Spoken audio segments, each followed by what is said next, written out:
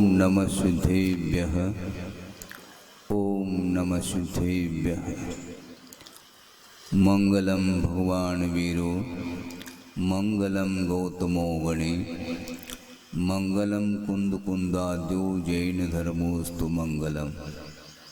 सर्वमंगल मांगल्यम सर्वकल्याणकारकम प्रधानम सर्वधर्माणां जैनम जयतु शासनम। अहिंसा परमो धर्म की महावीर भगवान की प्रातः स्मरणीय परम पूजाचार्य गुरुवर श्री विद्यासागर जी मुनि महाराज की जय।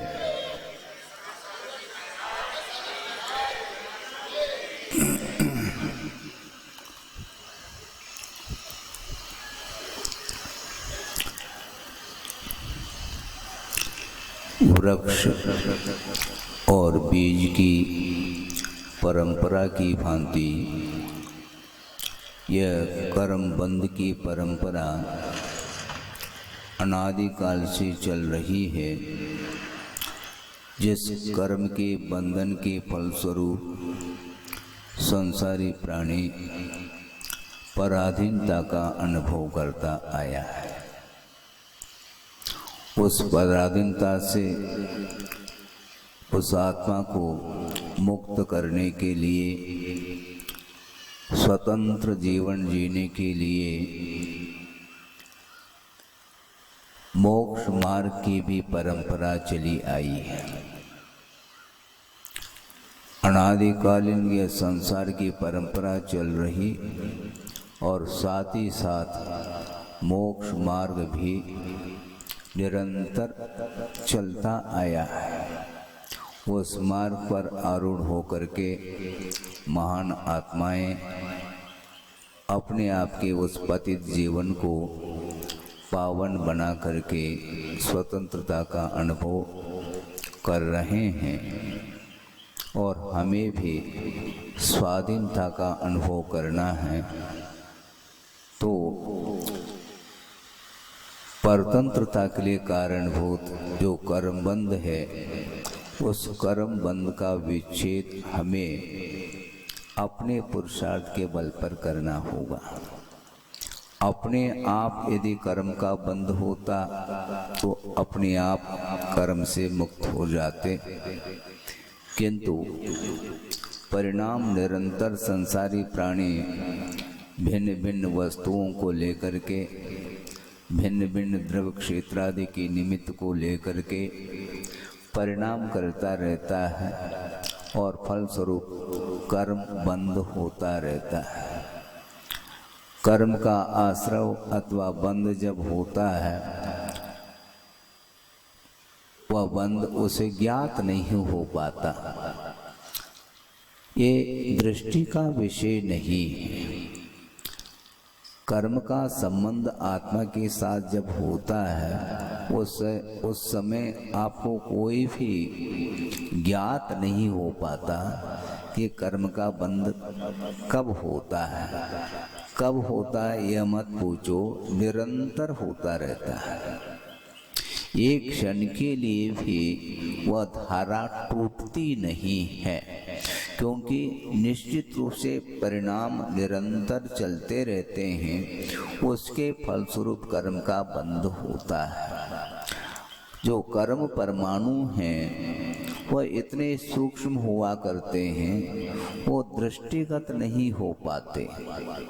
उसके लिए बहुत अच्छा आचार्य महाराज ने चिंतन दिया था, क्योंकि वो किसी भी वस्तु को देखते हैं तो उनका चिंतन चलता रहता है। हम और आप भी देखते होंगे, लेकिन हम और आपका चिंतन नहीं जा पाता। वर्तमान की बात नहीं कह रहा हूँ, अतीत की बात आपके सामने रखी जा रही है। और गुरुदेव ने आंखों से उस दृश्य को देखा था। देखने के बाद उसको चिंतन के माध्यम से कर्म के साथ उसका संबंध जोड़ करके दृष्टांत के रूप में रखा था। वो ये है कि वर्तमान में यत्र तत्र आप देखते हैं तो बड़े बड़े बिल्डिंग बने हुए देखने में आते हैं आरसीसी वर्क के द्वारा, किंतु प्राचीन काल में आज के 50-60 साल पूर्व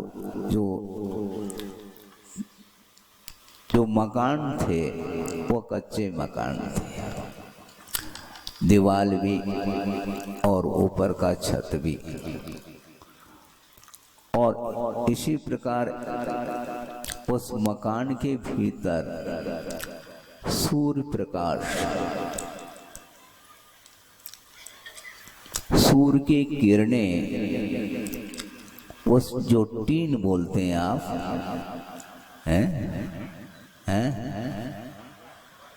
खपरा वो अलग है, कवेलू अलग है, और टीन यानी हाँ चादर ओढ़ने का नहीं,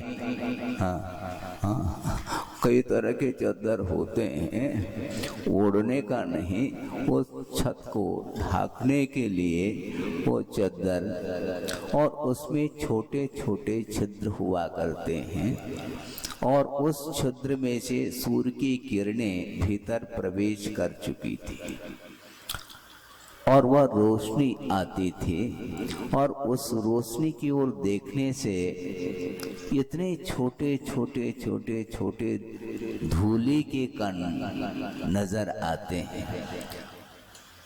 उन धूली कणों को आचार्य महाराज ने कर्म परमाणु के लिए उपमा दी थी।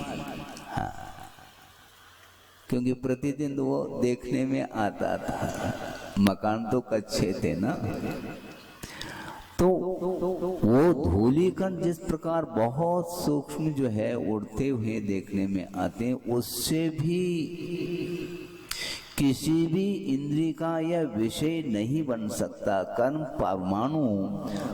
परमाणु इतने सूक्ष्मतम हैं, वो किसी भी इंद्रिय का विषय नहीं बनता।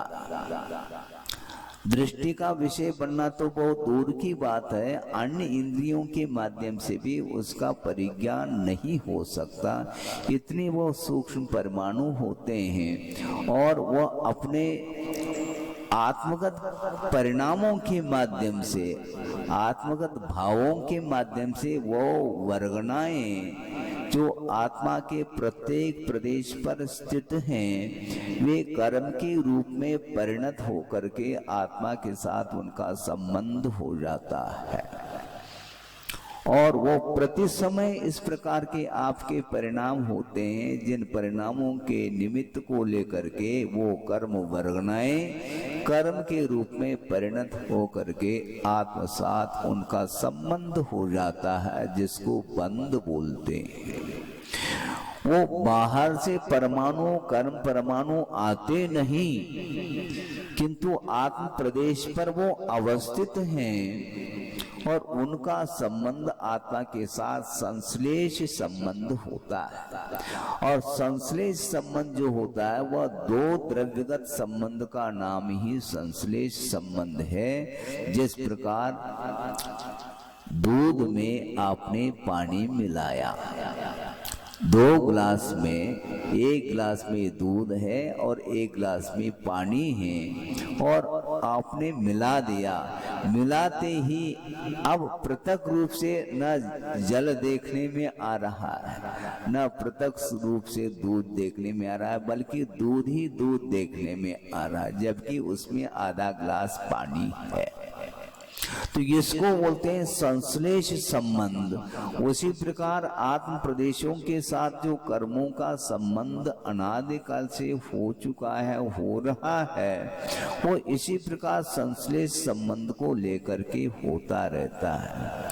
तो वो आश्रव दिखाई नहीं देता, बंध देखने में नहीं आता, और समय पर वो कर्म परमाणु उदय में आकर के निर्जीर्ण होकर के चले जाते हैं, झड़ करके चले जाते हैं, किंतु न निर्जरा देखने में आ रही है, न आश्रव देखने में आ रहा है, किंतु वह बंध की परंपरा और निर्जरा की परंपरा जारी है। एक क्षण के लिए भी वह परंपरा टूटती नहीं है, इसलिए उस कर्म बंध के कारण ही संसारी प्राणी का जो परिणमन है वह स्वतंत्र परिणमन नहीं हो पा रहा है। आश्रव तत्व अपने आप में स्वतंत्र तत्व नहीं है। आश्रव तत्व अपने आप में स्वतंत्र नहीं, किंतु पुद्गल परमाणु जिसको कर्म वर्णाएं बोलते हैं उनका और आत्मकत, इन दोनों का जो संबंध है उसका नाम आश्रव है। तो उस आश्रव और बंध से अपने आप को पृथक करने के लिए आगम में विधि बताई गई है। सम्यक दर्शन, सम्यक ज्ञान और सम्यक चारित्र के रूप में मोक्ष मार्ग का स्वरूप बताया है और मोक्ष मार्ग पर आरूढ़ होकर के ही उस कर्म बंध से अपने आप को हम पृथक कर सकते हैं। मोक्ष मार्ग दिखाई देता है महाराज? मोक्ष मार्ग भी दिखाई नहीं देता। न आश्रव देखने में आ रहा है, न बंध देखने में आ रहा है, न सम्यक दर्शन देखने में आ रहा है, न चारित्र देखने में आ रहा है क्या वस्तु? फिर आप पैदल चलते हैं तो रोड दिखाई दे रहा है, आप बाइसिकल से चलते हैं तब भी रोड देखने में आता है, ट्रेन के द्वारा, बाय कार, बाय बस, ये सब मार्ग देखने में आते हैं, किंतु बाय प्लेन उसका कोई मार्ग देखने में आ रहा है आपको? आता है? जलयान से भी यात्रा होती है तो उसमें कोई रास्ता देखने में आता है? तो रास्ता नहीं है क्या? मार्ग नहीं है क्या? मार्ग है किंतु दिखाई नहीं देता। दिशा सूचक जो यंत्र फिट हैं उसमें, उसके माध्यम से ही उनको ज्ञात होता है कि इस ओर रास्ता है, इस ओर रास्ता है, उसके माध्यम से मार्ग तय हो जाता है। उसी प्रकार सम्यक दर्शन, सम्यक ज्ञान और सम्यक चारित्र की समष्टि का नाम मोक्ष मार्ग है। उस पर हमें चलना है। वो अपने आप में कोई रास्ता दिखाई नहीं देता, किंतु भावात्मक परिणति। मोक्ष मार्ग अपने आप में भावात्मक, आत्मगत जो भाव है, उज्जवल भाव है, उसी का नाम मोक्ष मार्ग है। और आगम के माध्यम से कुछ विषय हम दे रहे हैं, उसको आप शांति के साथ, मनोयोग के साथ सुनने का प्रयास करेंगे। मोक्ष मार्ग कितने प्रकार का होता है इसको भी हम समझ लेते हैं। नैनागिरी की बात है, 10 लक्षण पर्व का समय चल रहा है। एक एक धर्म के ऊपर गुरुदेव प्रतिदिन प्रकाश डाल रहे हैं और शाम के समय संध्या वंदन के बाद आचार भक्ति होती। उस आचार भक्ति के बाद कुछ विद्वान लोग बैठ जाते हैं और आचार्य महाराज विराजते हैं। उस समय तत्व चर्चा चलती थी, हम लोग भी बगल में बैठ करके तत्व चर्चा सुनते थे। उस समय एक विद्वान के माध्यम से ये बात सुनने में आई, उन्होंने ये जिज्ञासा व्यक्त की, महाराज मोक्ष मार्ग कितने प्रकार का है? तो आचार्य महाराज सीधा उत्तर थोड़ी देते हैं, कभी भी देते नहीं वो। उन्होंने प्रति प्रश्न किया, मोक्ष मार्ग कितने प्रकार का है ये मैं बाद में बताऊंगा, आपकी भी तो कुछ धारणा है क्या नहीं? क्योंकि आप विद्वान हैं, आप मोक्ष मार्ग से अपरिचित हैं ऐसा तो नहीं मानता। भले आप मोक्ष मार्ग पर नहीं चल रहे हैं, ये अलग वस्तु, किंतु मोक्ष मार्ग कितने प्रकार का है यह आप बताने का प्रयास करेंगे, उसके बाद मैं बताऊंगा। तो उन्होंने कहा, महाराज मोक्ष मार्ग 2 प्रकार का। कितने प्रकार का? 2 प्रकार का। एक व्यवहार मोक्ष मार्ग और एक निश्चय मोक्ष मार्ग। ये 2 प्रकार का मोक्ष मार्ग है और उन्होंने रेफरेंस भी दे दिया आगम का। किंतु आचार्य महाराज अलग उनका चिंतन चलता है, वहां पर विद्वान लोगों का भी चिंतन विराम लेता है। उन्होंने एक रेफरेंस के रूप में एक कारिका दी, वो आपके सामने रख रहा हूं। आचार्य अमृतचंद सूरी ने उस गाथा को दिया, वो ये है, निश्चय व्यवहाराभ्याम मोक्ष मार्गोद्विदा स्थितः। क्या कहा? निश्चय व्यवहाराभ्याम मोक्ष मार्गोद्विदा स्थितः तत्राद्य साध्य रूप स्यात् द्वितीय तस्य साधनम कहा।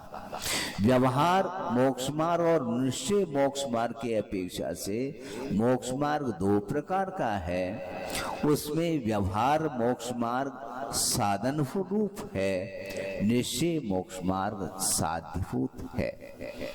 साध्य और साधन के अपेक्षा से मोक्ष मार्ग दो प्रकार का हो गया, निश्चय मोक्ष मार्ग और व्यवहार मोक्ष मार्ग। किंतु आचार्य महाराज कहते हैं आप बैठ जाइए। हाँ, आगम में कहा तो है दो प्रकार का मोक्ष मार्ग, किंतु इनडायरेक्ट जो मोक्ष मार्ग है आपको पढ़ने में नहीं आ सकता, किंतु उस ओर भी दृष्टि होनी चाहिए। महाराज ये कौन सा मोक्ष मार्ग आ गया तीसरा? वही तो हम बताना चाहते हैं। एक व्यवहार और एक निश्चय, किंतु एक उपचार मोक्ष मार्ग भी होता है। क्या कहा? उपचार मोक्ष मार्ग। और इसको बहुत अच्छे दृष्टांत के माध्यम से आचार्य महाराज ने इस विषय को रखा था। एक व्यवहार और एक निश्चय और एक उपचार मोक्ष मार्ग, इसको हम दृष्टांत के माध्यम से समझने का प्रयास करेंगे कि आप घी का सेवन करते हैं क्या? नहीं करते हैं महाराज। मतलब घी से परिचय है आपका। घी निकलता कैसे, कहाँ से निकलता है? दूध में से निकलता है, ठीक है। 2-4 किलो दूध ले लो और उसमें दिखता है, क्या देख लेना घी है? घी देखने में आता है। दूध में घी है क्या? नहीं है, दिखाओ हाथ डाल करके। घी नहीं है क्या? नहीं है, ऐसा संभव नहीं। घी दूध में से निकलता है। पाषाणेषु यथा हेम दुग्ध मध्ये यथा घृतम तिल मध्ये यथा तैलम देह मध्ये तथा शिवः, ऐसा कहा।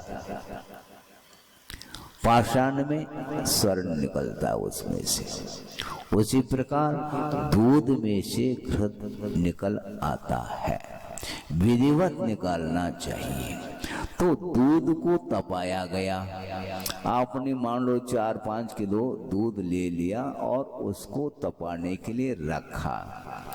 तपाने के बाद अब उस घी को, अपने दूध को निकाल करके, उतार करके सिगड़ी पर से उसमें थोड़ा सा ठंडा करने के लिए रख देते हैं। फिर बाद में आप क्या करते हैं? अभी नहीं मलाई, अभी तो जामुन डालना है। आपने किया ही नहीं कार्य। जो कार्य आपने नहीं किया तो उसमें क्यों आप बीच में आ रहे हैं? जो पीछे बैठे हैं उनको पूछो, हाँ, वो अच्छे ढंग से आपको सिखा देंगे घी में से घृत को कैसा निकाला जाता है। दूध को तपाने के बाद उसमें अनुपात से जामुन डाला जाता है ना। उसके बाद वह 10-12 घंटे के बाद वह क्या जमता है? गलत बात। दही क्या जमता है? दूध जमता है। यही तो समस्या है। बहुत व्यवहार कठिन है। सभी लोगों के मुख से यही निकलता है कि दही जम जा। दही नहीं जमता, दूध जमता है, लेकिन व्यवहार में यही सब लोग हंस रहे, हम यही तो शब्द पकड़ते हैं, आप लोगों को हंसी आती है, लेकिन व्यवहार में ये चलता है। जनपद सत्य है, इसी को बोलते हैं। जन साधारण में यही बोलने में आता है कि दही जमाओ, किंतु दूध जम जाता है जामन डालने से। अब चलिए, जामन डालने के उपरांत जब वह दूध जम जाता है, दही के रूप में परिवर्तित हो गया वह दूध। अब उसको मथाने के माध्यम से आप मंथन करते हैं तो उसमें से नवनीत निकल आता है। ठीक है, ये दृष्टांत किस लिए दिया था, भूल न जाओ। हाँ, खाने पीने की बात जब आ जाती है तो मेन जो विषय है वो गोल हो जाता है। निश्चय व्यवहार मोक्ष मार्ग क्या है, उपचार मोक्ष मार्ग क्या है, इसको बताने के लिए दृष्टांत है। तो इसमें जो निश्चय मोक्ष मार्ग है, आप ध्यान दें, निश्चय मोक्ष मार्ग तो नवनीत का गोला, और व्यवहार मोक्ष मार्ग तो दही, और उपचार मोक्ष मार्ग क्या है महाराज, यही तो हम बताना चाहते हैं। हम नहीं बताना चाहते हैं, गुरुदेव बताना चाहते हैं। हाँ, ध्यान से सुनो। उस दही का जो आप मंथन कर रहे हो मथाने के माध्यम से, तो वो दही कहाँ पर रखते हैं, उसका आधार क्या है? पात्र है क्या? नहीं, क्या दही कहीं अधर में है क्या?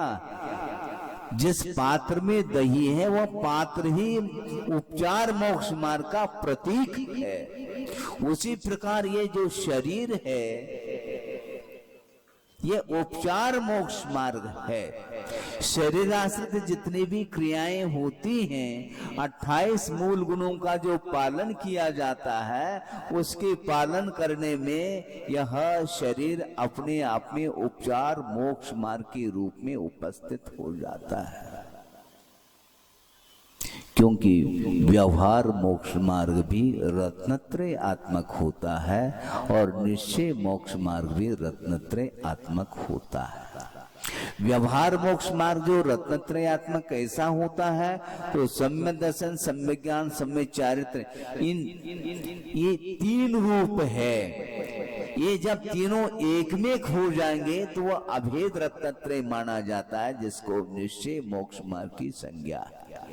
और जब रत्नत्रय विकल्पात्मक सामने आते हैं, जब वो रत्नत्रय प्रवृत्ति के रूप में आ जाते हैं सामने, उस समय उसको भेद रत्नत्रय की संज्ञा दी है, जो कि शुभोपयोग आत्मक व रत्नत्रय माना जाता है। शुभोपयोग आत्मक रत्नत्रय व्यवहार मोक्ष मार्ग है, और शुद्धोपयोगात्मक जो रत्नत्रय जिसको अभेद रत्नत्रय बोलते हैं, वह निश्चय मोक्ष मार्ग का प्रतीक है।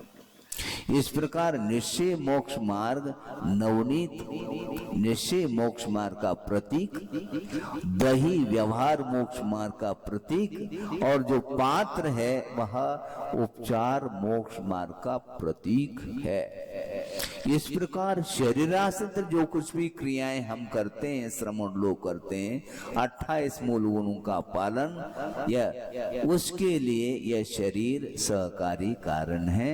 इसको उपचार इसलिए उपचार कहा क्योंकि इसका संबंध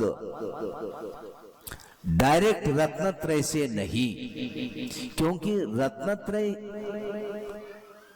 रूप जो मोक्ष मार्ग है वह आत्माश्रित है, भावाश्रित है। द्रव्याश्रित मोक्ष मार्ग जो है वह शरीराश्रित कहलाता है, और जो इसको भावलिंग बोलते हैं आप लोग, वह आत्माश्रित मोक्ष मार्ग माना जाता है, जो कि भेद रत्नत्रय और अभेद रत्नत्रय के रूप में उसको रखा है। तब विद्वान ने कहा कि महाराज आप कैसे चिंतन करते हैं, हमें नहीं आउत हमें आता ही नहीं, वह कैसा आप चिंतन करते हैं। डायरेक्ट रूप से उपचार मोक्ष मार्ग की संज्ञा आगम में देखने को मिलती नहीं, किंतु इनडायरेक्टली हम चिंतन करते हैं तो बिना उपचार मोक्ष मार्ग के व्यवहार और निश्चय मोक्ष मार्ग बन ही नहीं सकता। जो अभव्य है वह भी मोक्ष मार्ग पर आरूढ़ होता है, क्योंकि वह भी जिनलिंग को अंगीकार करता है। जिनलिंग को अंगीकार करता है तो वह भी 28 मूल गुणों का पालन तो करता ही होगा। क्यों नहीं करता? वो उसे ही करता है। इसलिए उसका मात्र उपचार मोक्ष मार्ग तक ही उसकी साधना रहती है और वह द्रव्य लिंग का ही पात्र बन जाता है। भावलिंग जो है वह उसके जीवन में नहीं आ पाता। भावलिंग और द्रव्यलिंग दो लिंग की चर्चा आगम में मिलती है, और द्रव्यलिंग जो होता है वह शरीराश्रित होता है और भावलिंग आत्माश्रित होता है। और कुंद देव ने इस विषय को रखा है। नग्गो ही मोक्ष मग्गो, ऐसा कहा। नग्नता ही मोक्ष मार्ग है। एक बात क्या कहा? नग्गो ही मोक्ष मग्गो, और दूसरी लाइन में कहते नग्गो न मोक्ष मग्गो कहते हैं। महाराज ये क्या बात कहे?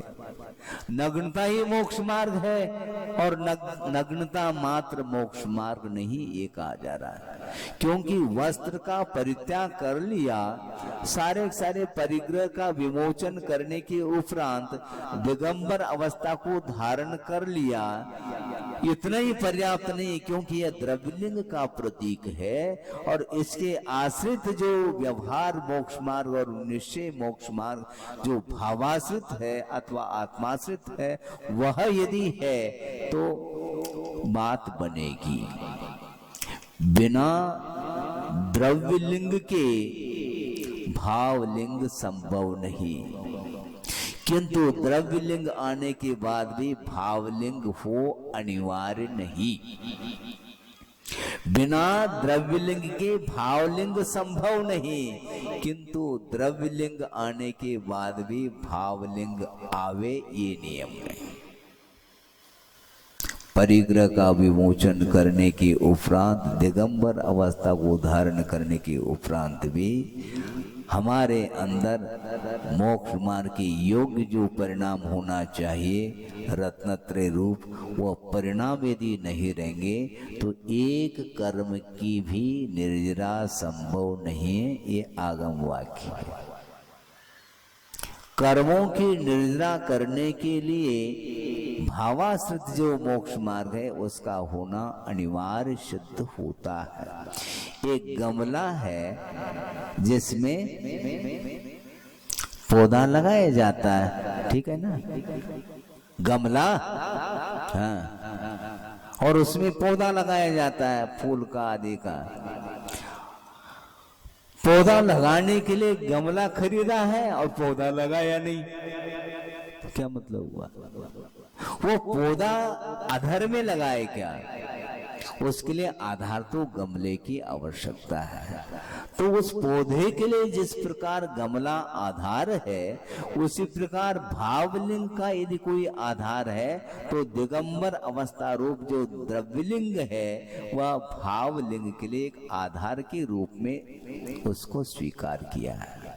इसलिए अतीत में अनंत बार इस लिंग को धारण किया होगा, इसके बाद भी भाव लिंग का अभाव होने के कारण मुक्ति से हम वंचित है।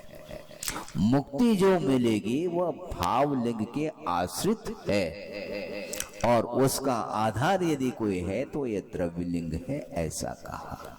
तो इसलिए हमें कर्म बंधन से बचने के लिए आगम के अनुरूप ही साधना करने की आवश्यकता है। 10 बज रहा है, 10 बजे यदि छोड़ना है तो हम बंद कर रहे हैं। यदि 10-15 मिनट और यदि है समय, क्योंकि उस घड़ी में 10 बजा है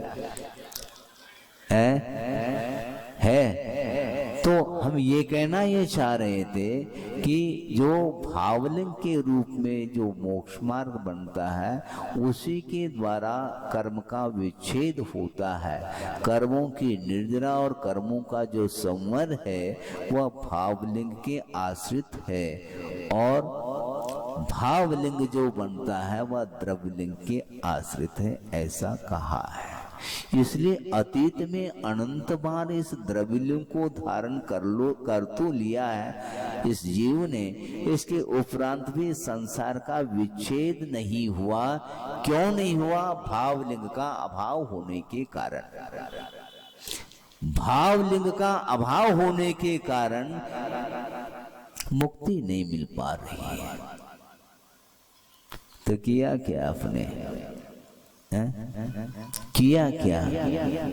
श्रम तो किया किंतु फल कुछ भी नहीं मिला।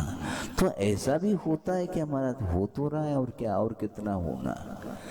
अतीत में अनंत बार इस लिंग को धारण करने के उपरांत भी कर्म कटे नहीं। क्यों नहीं कटे? मात्र उपचार लिंग को धारण कर लिया था। इसलिए तो महाराज हम मुनि नहीं बनना चाहते हैं। अच्छा, अनंत बार हमने मुनि बने, इसके उपरांत भी मुक्ति नहीं मिली है, इसलिए इस लिंग से क्या प्रयोजन है?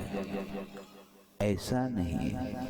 ये हर हालत में आवश्यक है द्रव्यलिंग का होना, किंतु द्रव्यलिंग अंगीकार करने के उपरांत तदनुरूप भीतरी साधना करने की आवश्यकता है। बहिरंग साधना के साथ साथ भीतरी साधना यानी आभ्यंतर तप की आवश्यकता है। पात्र दूध यदि तपेगा तो कैसे तपाएंगे उसको? उसको भगोनी क्या बोलते हैं?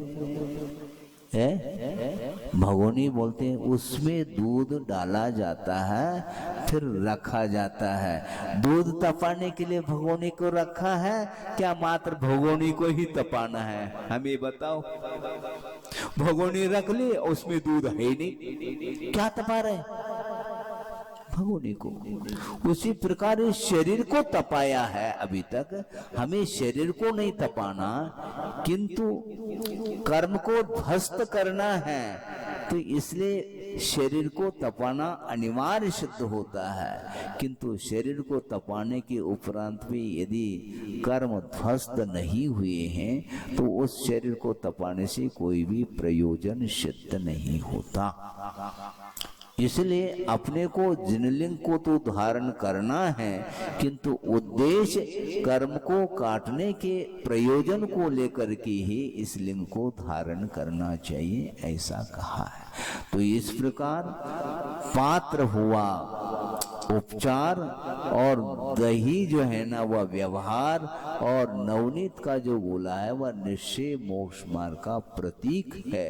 इस प्रकार आचार्य महाराज ने उस समय कहा था, बहुत पहले इस विषय को हमने सुना था और वह विषय आपके सामने रख दिया। क्योंकि धारणाएं विपरीत होती चली जा रही है, इसलिए कहा जा रहा है।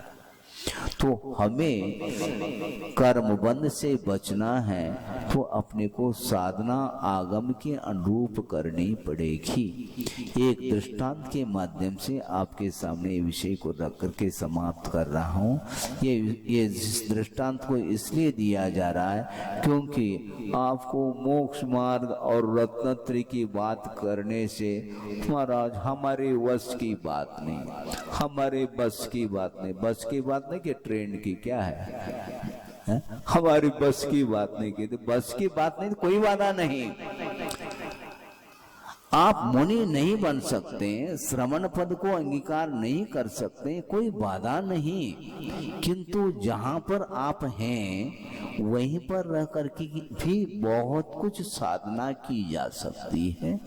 उसको समझाने के लिए एक उदाहरण आपके सामने रख रहा हूं। विदेह क्षेत्र में एक पद्म नाम का चक्रवर्ती है जिसका नाम महापद्म, शायद महापद्म हो सकता है। महापद्म नाम का चक्रवर्ती विदेह क्षेत्र में है। और बहुत दिन की प्रतीक्षा के उपरांत, आप समझ गए होंगे प्रतीक्षा काय की होती है, बहुत दिन की प्रतीक्षा के उपरांत पुत्र रत्न की उत्पत्ति हुई है और धीरे धीरे वह पुत्र विकास को प्राप्त हो रहा है। धीरे धीरे उम्र बढ़ता गया और उस बाल्य अवस्था से वो युवा अवस्था में प्रवेश कर चुका है। उनका नाम रखा गया शिव कुमार। क्या? शिव कुमार नाम है उस पुत्र का, और वह चक्रवर्ती का पुत्र है, सामान्य व्यक्ति का थोड़ा ही। और धीरे धीरे जब युवावस्था को प्राप्त कर लिया तो चक्रवर्ती के मन में संबंध करने का भाव जागृत हुआ। विवाह संबंध उसने 500 कन्याओं के साथ 500 कन्याओं के साथ, और वो भी एक से एक सुंदर अप्सरा के समान, ऐसे 500 कन्याओं के साथ उस शिव कुमार का संबंध कर दिया। तीव्र पुण्य का उदय चल रहा है। लेकिन आगे की घटना भी अपने को सुननी है। इससे भी 700 पुण्य का उदय उसका आ गया। क्या महाराज? एक चारण रुद्री मुनि महाराज का दर्शन हो गया और वैराग्य भाव जागृत हो गए। एक क्षण पूर्व तो मांगलिक कार्य जिसको आप लोग बोलते हैं, विवाह संबंध हुआ था। चारों ओर जनता उस दृश्य को देख करके फूला नहीं समा रही थी। वातावरण बिल्कुल मांगलिक था, सांसारिक क्षेत्र की अपेक्षा से।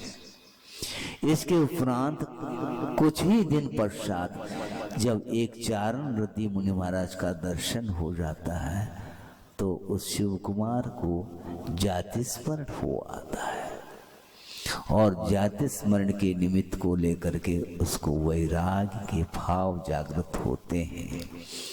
किंतु प्रश्न ये खड़ा है उस शिव कुमार के सामने, अब पिताजी तो परमिशन नहीं देंगे, मैं दीक्षित होना चाहता हूँ, मैं मुनि बन करके तप करना चाहता हूँ, और ये दुर्लभ वैराग्य भाव हो रहे हैं, लेकिन इसको हम कैसे कर पाएंगे?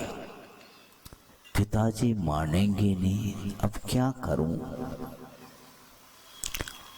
उनने सोचा डायरेक्ट पिताजी से चर्चा करने में कोई लाभ नहीं, अपने मित्र को बता देता है कि देखो इस प्रकार के मेरे परिणाम हुए हैं और मैं मुनि बनने के लिए जा रहा हूँ, किंतु पिता जो मानेंगे नहीं, इसलिए तुम समझाने का प्रयास करो। पहले जा करके बता दिया मित्र ने, और पिताजी सोचते हैं ठीक है, कहाँ है वो शिव कुमार, बुला उनको। गए, उदास बैठे। पिताजी बोलते हैं उदास क्यों बैठे हो? 500 कन्याओं के साथ संबंध किया है और क्या कमी है तुम्हारे लिए? कोई वैभव तो पर्याप्त मात्रा में मिला, क्योंकि चक्रवर्ती के तुम पुत्र हो। जहाँ पर चक्रवर्ती का जो वैभव है सबको ज्ञात है। 84 लाख हाथी, एक हाथी भी यहाँ पर देखने को नहीं मिलता। आप लोगों की शादी ब्याहों में 84 लाख हाथी और 18 करोड़ घोड़े, ये घोड़ा नहीं मिल रहा।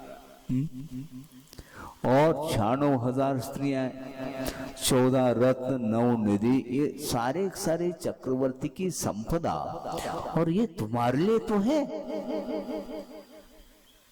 और क्या कमी? पिताजी इसकी मुझे आवश्यकता अब नहीं, यह वैभव तो कई बार मिल चुका, मिलता रहेगा, क्योंकि ये पुण्य कर्म के उदय में ये संपदा मिलती है।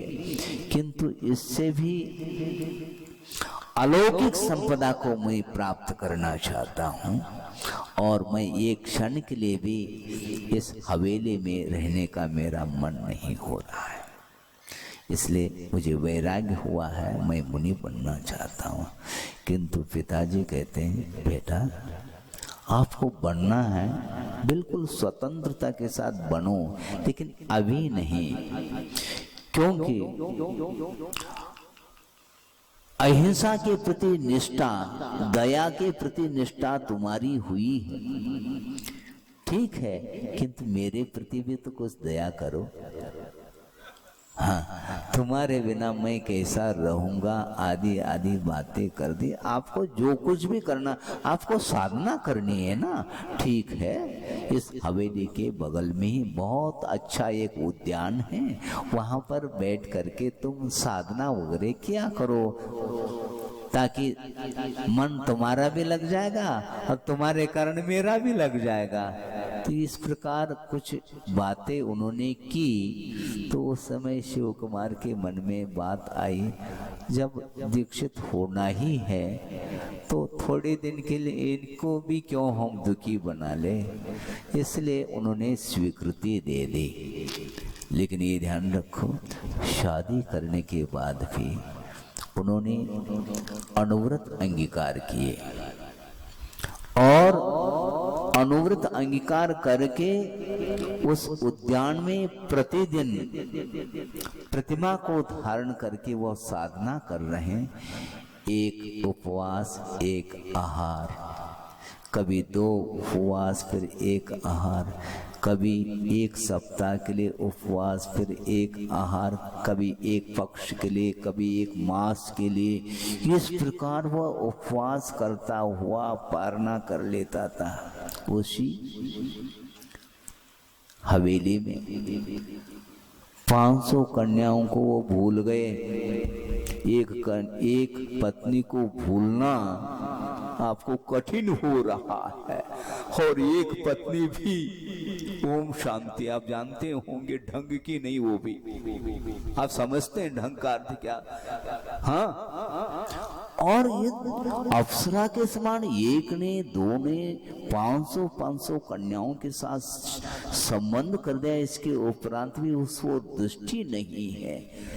और इस प्रकार उपवास पारना इस प्रकार करते करते 1 मास तक उपवास किया और पारना की है। बंधुओं, बड़ा विचित्र है। आप लोग कहते हैं हम नहीं बन सकते मुनि, बिना मुनि बने श्रावक अवस्था में ही देश व्रत को अंगीकार करके 64,000 वर्ष तक उन्होंने तप किया। आप आगम खोल करके पढ़िए, कौन है वो शिव कुमार, और देशव्रती है, अनुव्रती है। श्रवण की हम चर्चा नहीं करना चाहते हैं। इतना वैभव, चक्रवर्ती के वैभव के बीच में बैठ करके उन सबको भूलना, वैभव को भूलना, उन रानियों को भूलना बहुत कठिन है। श्रवण के लिए भी कठिन जैसा लग रहा है। हाँ, क्योंकि कर्मों की उदीर्णा होने के उपरांत भी अपने आप के परिणामों को संयत रखना बहुत पुरुषार्थ है। इसलिए आचार्य महाराज कहते हैं, कुछ नहीं है तो हर व्यक्ति कह सकता मुझे नहीं चाहिए, जब है ही नहीं तो चाहिए क्या। होने के उपरांत मुझे नहीं चाहिए। एक श्लोक आपके सामने रख करके इसको पूर्ण कर रहा हूं, बहुत महत्वपूर्ण और प्रासंगिक है, और कुंद देव ने इस श्लोक को दिया है। उसका अनुवाद आपके सामने रख रहा हूं, गुरुदेव ने किया है। ज्ञानी की क्या परिभाषा?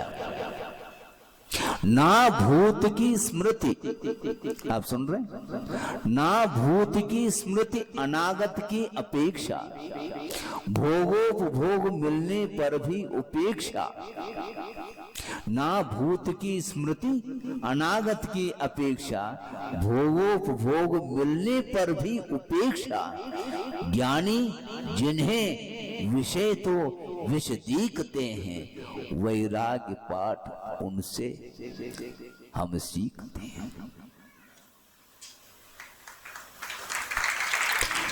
भोगोपभोग की सामग्री मिलने के उपरांत भी उसके प्रति उपेक्षा का भाव रखना, इसको बोलते हैं संयम। नहीं मिलने पर कोई भी कह सकता मुझे नहीं चाहिए, दे कौन रहा है तुम्हें, और मिल कहाँ रहा है, इतना पुण्य का उदय है कहाँ तुम्हारे पास जो मिल सके वैभव। किंतु वह वैभव मिलने के उपरांत भी जीर्ण तृण के समान समझ करके और 64,000 वर्ष तक उन्होंने अनुवृत्ति के साथ जीवन व्यतीत किया और अंत में जैनेश्वरी दीक्षा लेकर के स्वर्ग पहुंच गए हैं। और आगमकार कह रहे हैं आगे पुनः इस धरती पर आकर के वो मुक्त होंगे, वो शिव कुमार कहलाते हैं। आप सोचो, बहुत शॉर्ट में इस प्रसंग को आपके सामने रखा, इसलिए रखा कि आप लोग बार बार कहते हैं महाराज आप श्रवण की चर्चा करते हैं, हम श्रवण नहीं हो पाते अपने जीवन में। न कोई वादा नहीं, लेकिन शिव कुमार की कथा को तो याद रखो। इतना कर सकता है, क्यों नहीं कर सकता। आदर्श जीवन जीने का हमें प्रयास करना चाहिए। आप मान लो प्रतिमा आदि भी मान लो अंगीकार करने में आपको दिक्कत हो रही, कठिनाई हो रही है, कोई बाधा नहीं, बाद में करना, लेकिन कम से कम प्रतिमाओं को अंगीकार करने के पूर्व में एक भूमिका के रूप में आदर्श जीवन जीने का भी प्रयास आपको करना चाहिए। और इस विषम वातावरण में आदर्श जीवन जीना बहुत कठिन हो रहा है। आधुनिक जो युग आया है इसमें आदर्श जीवन समाप्त हो गया है। विलासता के साथ जीवन जीना चाहता है वह व्यक्ति कभी भी मोक्ष मार्ग के निकट पहुंच नहीं सकता। देव गुरु शास्त्र की आराधना करना चाहते हैं तो विलासता के लिए विराम देना चाहिए और सात्विक जीवन जीते हुए सारा समय धार्मिक अनुष्ठान आदि के रूप में ही लगा करके अपने जीवन को उन्नत बनाने के लिए प्रयास करना चाहिए। आपका समय हो रहा है, शिव कुमार की वह कथा आपके जीवन में याद रह जाए तो मान लो बहुत अच्छी बात है, क्योंकि आपके पास संपदा तो है, वैभव भी है, कितना है क्या है हमें कहने की कोई आवश्यकता नहीं, क्योंकि पंचम काल है, इतना साथ से पुण्य तो नहीं है, किंतु जो कुछ भी वैभव पुण्य के उदय में आपको मिला है उसका यथोचित एक मर्यादा के साथ उसका उपभोग करते हुए अन्य जो कुछ भी बचत राशि जिसको बोलते हैं आप लोग परसेंटेज के रूप में, वो सब जो है धार्मिक क्षेत्र में ही उसका उपयोग करेंगे तो निश्चित रूप से साथ से पुण्य का अर्जन आपके द्वारा होगा। और साथ से अर्जित जो पुण्य कालांतर में उदय में आएगा उस समय तीर्थंकर जैसे महान विभूति के चरणों में हम लोगों को रहने का अथवा उनके दर्शन करने का अवसर मिलेगा और उसके माध्यम से विशेष रूप से मोक्ष मार्ग की जब सामग्री मिलती है उसके माध्यम से शेष जीवन जो हम साधना के लिए चाहते थे वो आज नहीं मिल पा रहा है, कोई बाधा नहीं, कालांतर में जाकर के अन्य भाव में जाकर के वह पुण्य काम करेगा, उस पुण्य के माध्यम से ही कर्मों को काटने के लिए हमें अवसर मिलेगा। और कर्म एक बार कट जाएंगे, ध्वस्त हो जाएंगे तो निश्चित रूप से अनंत काल के लिए स्वतंत्रता का अनुभव हमें हो सकता है। स्वतंत्र जीवन जीने के लिए इस प्रकार के आगम के प्रसंगों को देखते हुए अपने जीवन को भी उसी प्रकार मोक्ष पथ पर लगाने के लिए अपने जीवन को जिस प्रकार पूर्वजों ने साधना के माध्यम से अपने जीवन को ऊपर उठाया है, उसी प्रकार अपने को भी दृष्टि बना करके उसी ओर चलने का प्रयास हम करते हैं, तो निश्चित रूप से वह मोक्ष दूर नहीं है। सबको जल्दी जल्दी मुक्ति मिले, इस पवित्र भावना के साथ अहिंसा परमो धर्म की जय। बोधि समाधि परिणाम शुद्धि स्वात्मोपलब्धि शिव शोक सिद्धि चिंतामणिम चिंतित वस्तुदाने वाम वंद मानस्य ममास्तुति। परम पूज्य आचार्य गुरुवर श्री विद्यासागर जी महाराज, पूज्य मुनि श्री समय सागर जी महाराज की जय, मुनि संघ की जय।